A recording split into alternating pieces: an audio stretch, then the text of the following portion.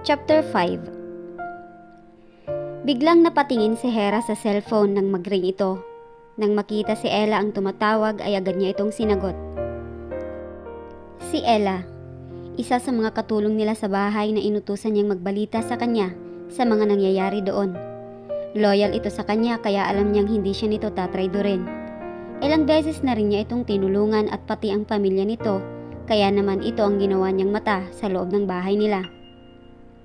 Ma'am Hera, may problema po tayo. Agad na bungad nito pagkasagot niya ng tawag nito. Problema? Anong problema? Agad na usisa niya. Mukhang nakahalata na agad si Sir Jace na hindi ikaw ang nandito. What? Gulat na reaksyon niya dahil sa narinig. Bumalik si Jace? Dugtong pa niya na hindi makapaniwala. Ang alam niya kasi ay sa susunod na taon pa ito babalik, kaya gulat na gulat siya sa nalaman na nandoon na ito. Oo, pinakibasa din niya kay Ali ang lahat na tungkol dito at sinabi niya sa kakambal na isa ito sa mga importanteng tao sa buhay niya, kaya dapat alam nito ang lahat ng tungkol dito. If in case lang naman, pero ang hindi niya inaasahan ay babalik ito ng maaga. OMG. Nasambit niya na lang tuloy. Sige na Ella, ako nang bahala. Aniya na lang sa kausap, saka mabilis na niyang ibinaba ang telepono. Pagkababa ng cellphone ay galit niyang naihagis iyon at tumama sa pader. Dahil sa sobrang lakas ng pagkakahagis niya ay nasira ang cellphone, pero hindi na iyon pinansin at napakuyom siya ng kamao. Bakit ka ba bumalik agad? Galit na aniya sa kawalan. Samantala nang magkamalay na si Ailey ay agad siyang napahawak sa sentido dahil medyo nakakaramdam pa siya ng pagkahilo.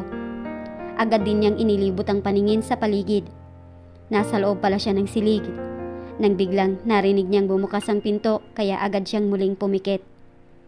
Naramdaman niyang papalapit sa kanya ang kung sino man ang pumasok. Gusto niyang makita kung sino iyon, pero pinipigilan lang niya ang sarili na maimulat ang kanyang mga mata dahil natatakot siya na baka si Jace iyon at muli na naman siya nitong usisain. She's not ready.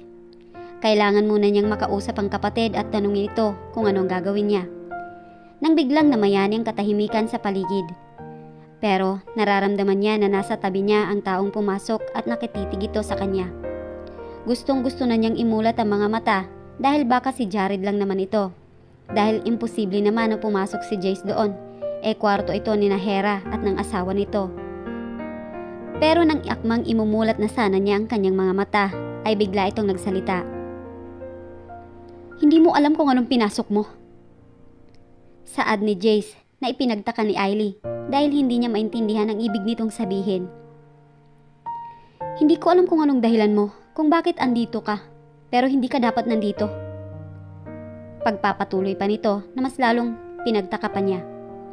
Gusto na niyang imulat ang mga mata at tanungin ito kung ano ang ibig nitong sabihin. Pero nagdadalawang isip siya na baka sinabi lang nito iyon para itry kung gising na siya at nagkukunwari lang na wala pa ring malay. Hanggang sa lumabas na si Jace ay pinanindigan na lang niya na wala pa rin siyang malay. Nang marinig niyang sumara na ang pinto ay sa kanya minulat ang mga mata at napaisip ng malalim dahil sa narinig na sinabi ng kaibigan ng kakambal. Ano kayang ibig niyang sabihin? Tanong niya sa kawalan. Nang biglang muling bumukas ang pinto kaya mabilis siya ulit napapikit sa pag-aakalang bumalik si Jace. Narinig niya ang yabag ng paa nang pumasok. Hindi ito dumiretso sa kanya, bagkos ay narinig niyang pumasok ito sa loob ng CR kaya alam niyang si Jared na iyon, kaya naman nagpas siya na siyang imulat ang mga mata. Sakto namang pagkamulat ng mga mata ay siya naman ang labas ni Jared mula sa CR. Oh, anito nang makitang may malay na siya. What happened? Kunwari tanong niya. You passed out. Buti na lang at nasa lukuan ni Jace. Kundi nabagok na ang ulo mo. Sagot nito habang papalapit sa kanya. Nakapahawak pa siya kunwari sa ulo. Oh, ganun ba? Reaksyon din niya kunwari.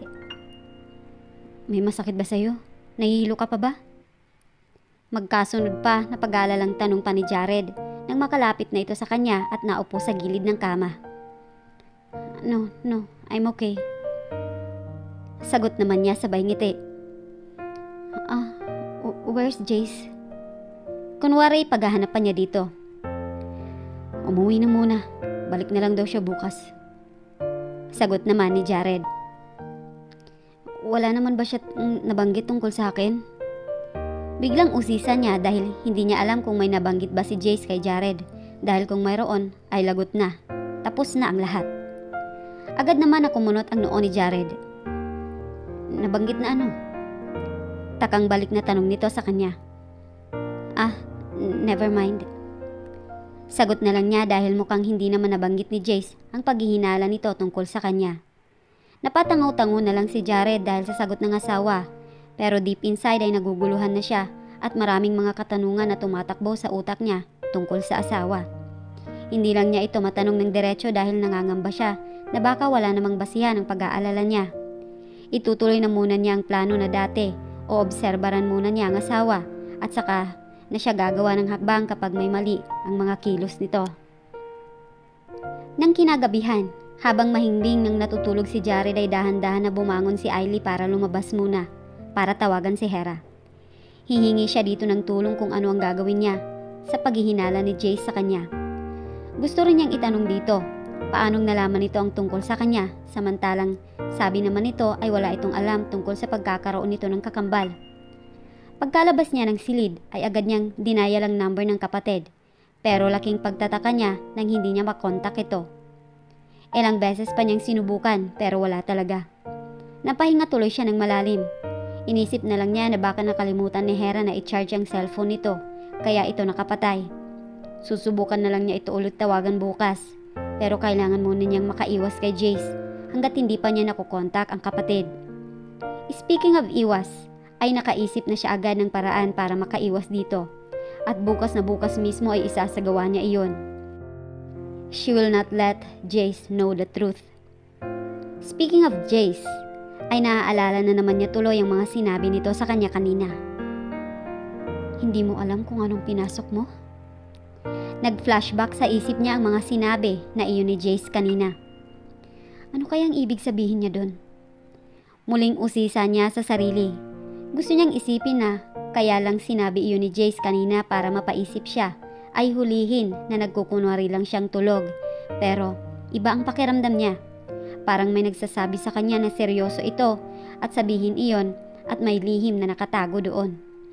Hindi tuloy niya maiwasan na mapaisip kung ano nga ba ang naging buhay ni Hera. Kung ano-ano ang mga pangyayari sa buhay nito na hindi nito naingkwento sa kanya. Oo, hindi naman talaga niya lubusang kilala ang kakambal. Dahil ni minsan nga ay hindi pa naman sila nagkikitang muli mula nang magkahiwalay sila. At kung hindi pa ito pumunta sa kanya para humingi ng tulong ay hindi pa niya ito makikita. Hindi niya alam kung ano ang mga sikretong tinatago ni Hera kung mayroon man. Kaya naman, hindi niya maiwasan na hindi maintriga at napaisip tuloy na maghalughog ng mga gamit ng kakambal kapag may pagkakataon siya. Kapag nalusutan na niya ang problema kay Jace. Alam niyang may madidiscover siya tungkol kay Hera mula sa mga gamit nito. Gusto niyang makilala kung sino nga ba si Hera at kung ano nga ba ang naging buhay nito. Kinabukasan ay maagang nagising si Ailey at agad na nag-impake ng mga gamit nila ni Jared.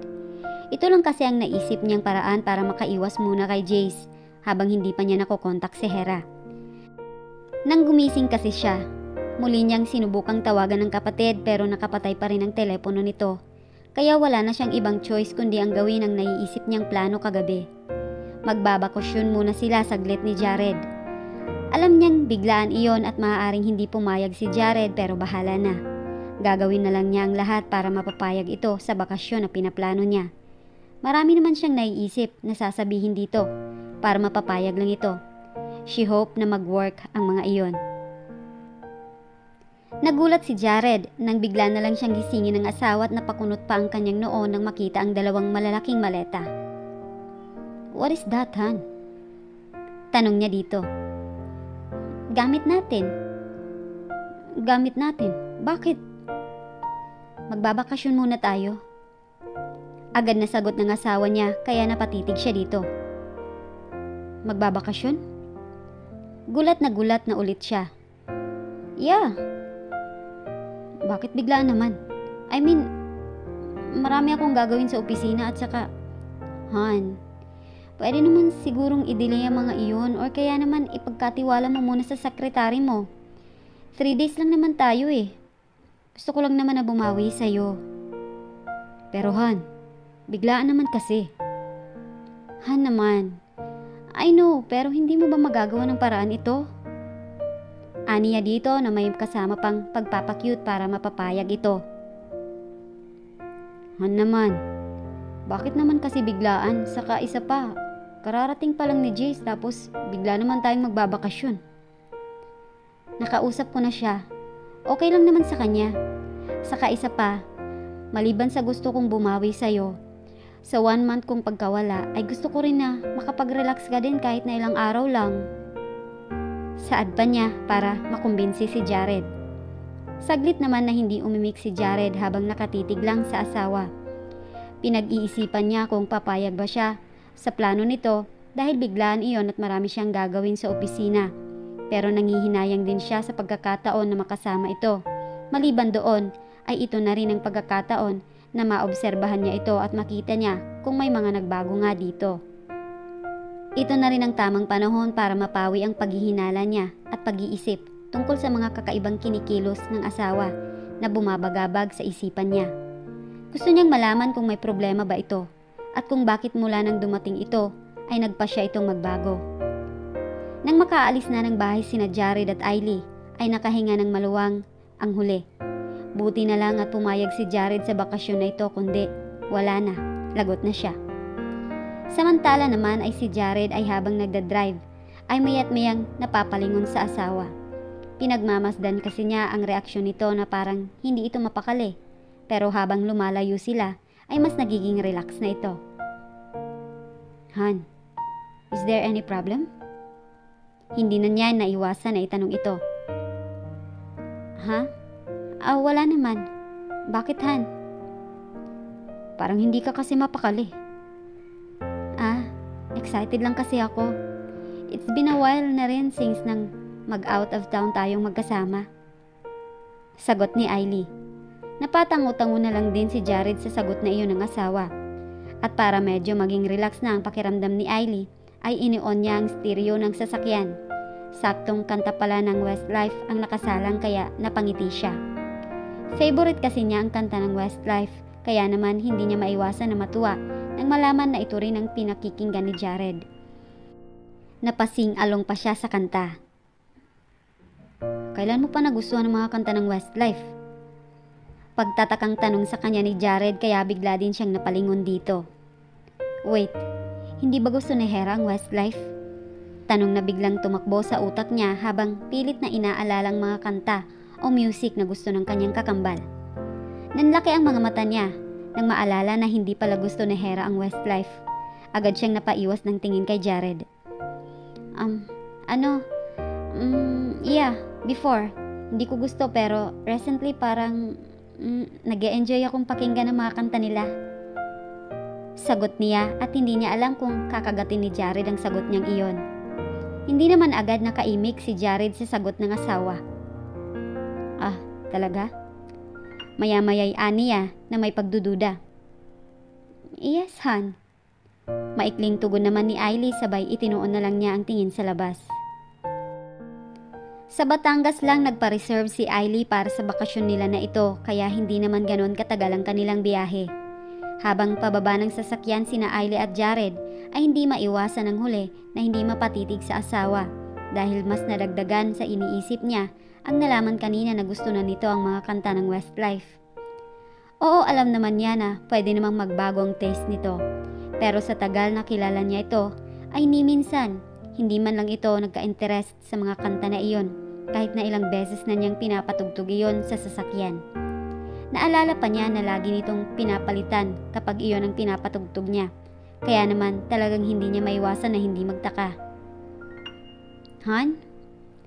Narinig niya ang tawag nito sa kanya kaya naman agad siyang natauhan at agad napalingon dito. Let's go? Nakangiting yakag nito sa kanya, kaya gumanti rin siya ng ngiti dito at sumunod na dito habang bitbit niya ang ibang gamit nila. Habang naglalakad papasok ay nakamasid siya dito. Napansin niya na parang medyo kakaiba ang lakad nito kumpara dati. Dati kasi pino ito maglakad, pero ngayon ay ang lalaki na ng hakbang nito. Hindi naman maaari sa loob ng isang buwan lang ay malaki na agad ang pagbabago dito, kaya hindi maiwasan pumasok sa isip niya kung asawa niya nga ba talaga ang kasama niya ngayon. Pero imposible naman na hindi ito si Hera dahil wala namang pinagbago sa mukha nito. Ito pa rin naman ang mukha ng babaeng minahal niya. Sa katawan, oo. Pero tulad nga ng napansin ni Jace dito, sa ugali din ay nagbago din ito at maging sa mga bagay-bagay na gusto nito at kilos nito. Kaya naman gulong-gulo siya ngayon. Kaya naman hindi niya hahayaan na matapos ang bakasyon na ito na hindi niya malalaman kung ano ang tinatagong sikreto ng kanyang asawa. Anong balita? Agad na tanong ni Hera sa kausap niya sa telepono. Pinaghahanap ka na nila? Sagot naman ang kausap niya kaya agad sumilay ang ngisi sa labi niya. Talaga?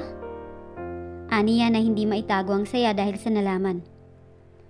So, alam na pala nilang ginawa ko. Dagdag pa niya.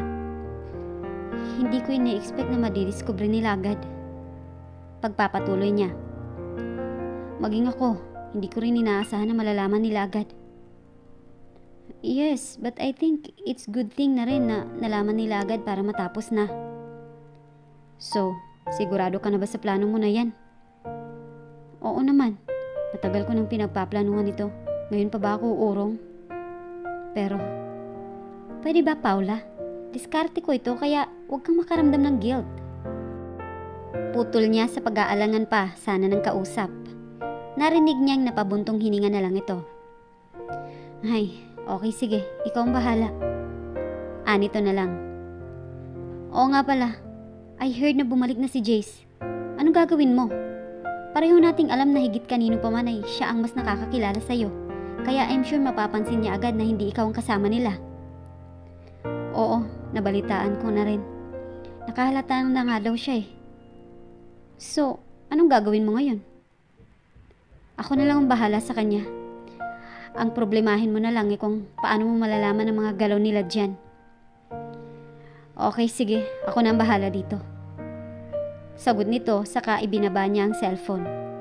Pagkababa niya ng cellphone ay napadungaw siya muli sa bintana at napaisip ng malalim.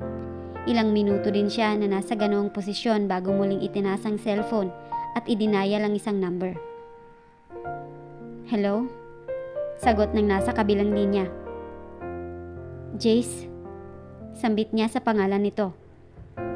Hera! Gulat na sambit din ni Jace sa pangalan niya. Where are you? Tanong pa nito. I mean, nasaan ka mismo? Hindi ang kakambal mo. Sandaling katahimikan ang namayani sa kanila. So talagang sigurado ka na hindi ako ang nakaharap mo? Maya-maya'y sabi ni Hera sa kaibigan.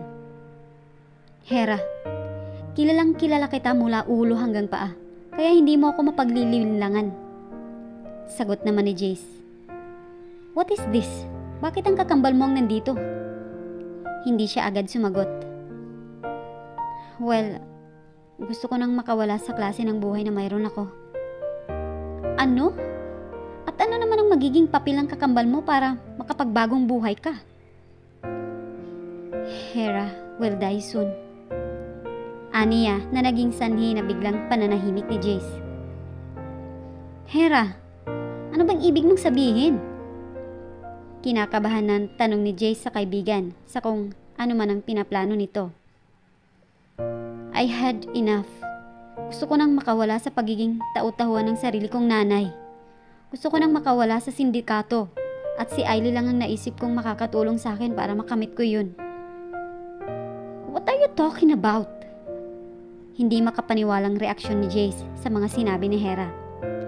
Isang malalim na buntong hininga ang pinakawalan muna ni Hera bago sumagot. Nagnakaw ako ng malaking pera mula sa sindikato. And right now, ay alam na nila yon. Kaya, they'll start to hunt me down. What? So ang ibig mong sabihin, isasakripisyo mo ang sarili mong kapatid kapalit ng kalayaan mo? Hindi lubos maisip ni Jace na kayang gawin iyon ni Hera sa sarili nitong kapatid.